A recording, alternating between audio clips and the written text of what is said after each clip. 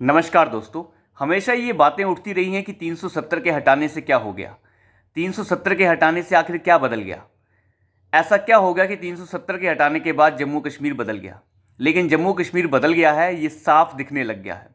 Enforcement directorate यानी ED ने 250 करोड़ के घोटाले को उजागर कर दिया है। 250 करोड़ का घोटाला जो J&K में हुआ, जो मुख्य मीडिया से गायब है। लेकिन क्योंकि मुख्य मीडिया को लगता है कि 250 करोड़ कोई बड़ी बात तो नहीं है, बड़े बड़े घोटाले होते रहते हैं। लेकिन एनफोर्समेंट डायरेक्टरेट को अब यह अधिकार है कि 370 हटने के बाद वो ऐसी जांच कर सकता है। नहीं तो पहले ऐसी जांच पॉसिबल ही नहीं हो पाती थी।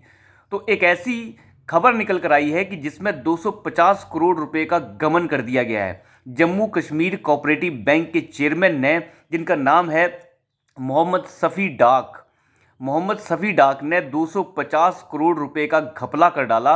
और उसके बाद सारे के सारे ये नेता चुप बैठे रहे। सारे के सारे छटपटा रहे हैं कि ऐसी जांच क्यों रही है। चाहे मुफ्ती से लेके जितने भी ये अब्दुल्ले हैं, इन्हें लगता है कि ऐसी जांच क्यों रही है। लेकिन अब ऐसी जांच तो होगी ही, क्योंकि 370 हट चुका है। तो इस बैंक के चेयरमैन ने, जो Jammu Kashmir cooperative society bank के चेयरमैन हैं मोहम्मद सफ़ी डाक, इन्होंने एक ऐसी संस्था को 250 करोड़ रुपए लोन दे दिया जो संस्था रजिस्टर्ड ही नहीं है, जिस संस्था का कोई पैन कार्ड ही नहीं है, जिस संस्था में कोई सिस्टम है ही नहीं। उसे 250 करोड़ रुपए बिना किसी कागज़ को कंफर्म किए ही दे दिया गया। यानी जानबूझकर 250 करोड़ रुपए दे दिए गए। और इस संस्था का नाम है river Jhelum cooperative housing society.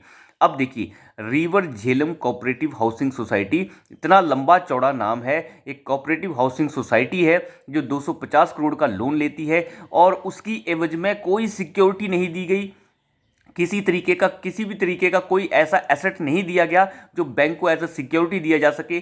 कोई पेपर नहीं रखा गया। कोई इस जो river Jhelum cooperative housing society, इसका कोई पैन कार्ड नहीं है, किसी तरीके से रजिस्टर्ड फर्म ये नहीं है। और इसे 250 करोड़ रुपए दे दिए गए। एनफोर्समेंट डायरेक्टोरेट ने इसी सिलसिले में 8 जगहों के ऊपर जो है छापेमारी की है और लगभग 5 लोगों को गिरफ्तार किया गया है। इसमें रिवर हाउसिंग सोसाइटी, जो रिवर झेलम हाउसिंग सोसाइटी के जो चेयरमैन हैं, जो अध्यक्ष थे हिलाल अहमद मीर, हिलाल अहमद को भी गिरफ्तार कर लिया गया है। और साथ ही जो J&K कोऑपरेटिव बैंक के जो चेयरमैन थे मोहम्मद सफ़ी डाक, उन्हें भी गिरफ्तार कर लिया गया है। तो ये सभी लोग गिरफ्तार हो चुके हैं और PMLA एक्ट के तहत, यानी prevention of money laundering act के तहत इनके ऊपर कार्रवाई शुरू हो गई है। पैसों की जब्ती हो रही है और साथ ही साथ जो है जितने भी डॉक्यूमेंट्स जो मिल रहे हैं उनको जब्त किया जा रहा है। अब देखिए एक किस तरीके का प्रोपेगेंडा होता रहा है J&K में। जितना भी पैसा जाता रहा वो पैसा गमन होता रहा, क्योंकि हिसाब करने वाला ना तो वहाँ पे कैग ऑडिट हो सकता है, कंट्रोलर ऑडिटर जनरल वहाँ पे कभी ऑडिट नहीं कर सकते, क्योंकि 370 होने की वजह से J&K में कैग को ये ऑडिट करने का अधिकार नहीं था। पर अब ये अधिकार मिल चुके हैं। अब तो सारी पुरानी फाइलें भी खुलेंगी कि भैया आपने जो पैसा यहाँ से केंद्र सरकार से आपको मिला वो आपने कहाँ पे लगाया। वो सारा पैसा जाता था, लोगों को पत्थर मारने के लिए दिया जाता था, ताकि आप पत्थर मारिए 500 रुपये दिन के और जितने भी ये एजेंडाधारी हैं और जो J&K में एक माहौल बना के रखते थे कि ये पूरी तरीके से भारत से अलग है। लेकिन 370 हटने के बाद ये घोटाले अब उजागर हो रहे हैं। ईडी का कहना है कि इस 250 करोड़ रुपए से इस river Jhelum cooperative society type की जो ये जैसे कहते हैं बिना नाम की संस्था है, जिसका कोई वजूद नहीं है पेपर के ऊपर, इसने अपने लिए पर्सनल ज़मीन खरीदी और पर्सनल ज़मीनें जो खरीदने के लिए 250 करोड़ रुपए में से भुगतान किए गए। अब आप अंदाज़ा लगाइए कि किस तरीके की घपलेबाजी। एक कहते हैं अगर आप बैंक में जाते हैं एक छोटा लोन लेने के लिए भी ढेरों कागज़ आपको देने पड़ेंगे, लेकिन यहाँ पे एक डिस्ट्रिक्ट कोऑपरेटिव बैंक J&K का जो कोऑपरेटिव बैंक है, उस कोऑपरेटिव बैंक ने 250 करोड़ रुपए का लोन सैंक्शन कर दिया एक ऐसी company river Jhelum housing society को, जिसका कोई वजूद ही नहीं है। यानी एक सरकारी बैंक ने एक ऐसी सरकारी संस्था को पैसा दे दिया, और ये सरकारी संस्था है सरकार के हिसाब से, लेकिन उसका डॉक्यूमेंट कोई नहीं है। यानी ये रिवर झेलम सोसाइटी भी एक तरीके की सरकारी है, लेकिन डॉक्यूमेंटेशन कोई नहीं है।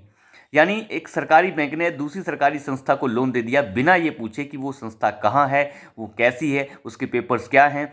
यानी पूरा का पूरा फ्रॉड। एक नंबर का फ्रॉड। और ये सब के सब तिल मिला रहे हैं मुफ्ती से लेके ये जितने भी ये अब्दुल्ले हैं, क्योंकि पैसा इन्हीं लोगों की जेबों में इनडायरेक्ट तरीके से पहुंचा है। और ये जांच जब आगे बढ़ेगी तो ये सारा शीशे की तरह साफ हो जाएगा कि ये लोग किस तरीके से राजनीति वहां करते आए हैं और अपनी जेबें भरते रहे हैं। क्यों 370 का विरोध किया जाता है? 370 से आपको क्या लेना देना भैया? आप बताइए, जब भारत के हर हिस्से एक बराबर हैं तो कश्मीरी स्पेशल क्यों हो जाएंगे? कश्मीरी कोई स्पेशल नहीं है, कश्मीर कोई स्पेशल नहीं है, वो वैसा ही है जैसे भारत के दूसरे लोग और दूसरे हिस्से भारत के हैं। तो ये स्पेशल स्टेटस जो है ये बहुत चुभता है, और ये स्पेशल स्टेटस से जो पैसा आता है वो इन लोगों को अच्छा लगता है। तो कुल मिला के बात ये है, बाकी कुछ नहीं है। क्यों आजकल सभी के सभी नेता से लेके जितने भी एजेंडाधारी हैं ये सारे पहुंच जाते हैं सुप्रीम कोर्ट और कहते हैं एनफोर्समेंट डायरेक्टोरेट की पावर्स को कम कर दिया जाए। हमने कभी नहीं सुना कि कभी कोई एजेंसियां या फिर एजेंसियों के खिलाफ जो है कोई कोर्ट में चला जाए और कहे कि इनकी पावर्स को कम कर देना चाहिए।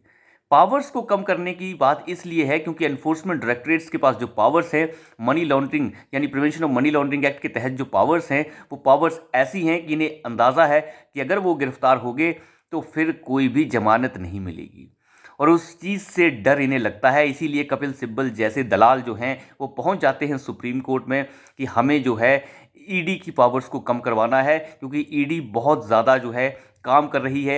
ईडी जो है हर नेता को उठा लेती है, पूछताछ कर लेती है, सम्मन भेज देती है। इस तरीके से नहीं होना चाहिए। तो इस तरीके के तर्क सुप्रीम कोर्ट तक में रखे जाते हैं, वो इन्हीं घोटालों से बचने के लिए रखे जाते हैं। अब अंदाज़ा लगाइए, JNK में 250 करोड़ रुपए का एक गबन बैंक का अधिकारी कर देता है, और उसकी औकात देखिए कि कितनी बड़ी है। बिना पेपर्स चेक किए वो 250 करोड़ सेंक्शन करता है। आप अंदाज़ा लगाइए कि आपके लिए क्या 250 रुपये भी सेंक्शन करवाना पॉसिबल है? तो ये चीज़ बड़ी ही मायने रखती है। मुख्य मीडिया से सब जगह से गायब है। हालांकि PTI ANI में ये न्यूज़ जो है धड़ल्ले से छपी है, गिरफ्तारियों की न्यूज़ छपी है, और लेकिन मुख्य मीडिया जो है फ़िलहाल बिजी है। आपको पता ही है, फ़िलहाल चुनाव का माहौल है और ढेरों सारे पोल्स चल रहे हैं, उसमें पैसे की कमाई चल रही है, तो वहाँ पे मुख्य मीडिया फ़िलहाल बिजी है। लेकिन ईडी और सरकार के अंदर सरकार अपना काम बखूबी नीचे से पूरा कर रही है और सफाई करती जा रही है इन लोगों की, जिन लोगों ने जम्मू को बर्बाद कर दिया, जिन लोगों ने लद्दाख को पूरी तरीके से अपने से अलग कर डाला। वो लोग अब कहते हैं कि हमारे हितों का उल्लंघन हो रहा है 370 हटने से। जिन्होंने लद्दाख को कभी अहमियत नहीं दी, जिन्होंने जम्मू को कभी अहमियत नहीं दी, वो ऐसी बातें कर रहे हैं। तो एक तरीके से आप देख सकते हैं कि अब ये सब कुछ जो है शीशे की तरह साफ हो रहा है, और अभी और चीज़ें सामने आएंगी, थोड़ा वक्त और लगेगा। तो अभी के लिए इतना ही, धन्यवाद।